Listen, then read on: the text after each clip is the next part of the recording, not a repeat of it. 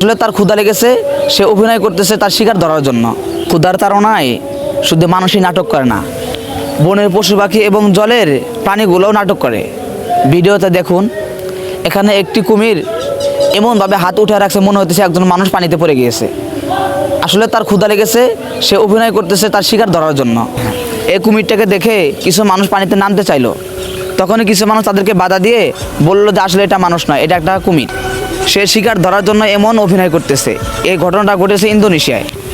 এই ভিডিওটা দেখে আমরা বুঝতে পারলাম শুধু মানুষই অভিনয় করে না, মানুষ যেরকম ক্ষুধার তাড়নায় দেখবেন কিছু ফকির আছে, তারা ভালো হয়েও তারা অন্ধ সাজে এবং তারা ভালো হয়েও তারা ন্যাংরা সাজে, কারণ তাদেরকে ক্ষুধা নিবারণ করতে হবে।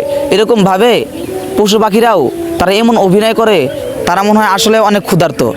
তবে এরকম নাটক যদি আপনারা কেউ দেখে থাকেন, সবাই সতর্ক থাকবেন এবং যাচাই বাছাই করে মানুষের পাশে দাঁড়াবেন। ধন্যবাদ।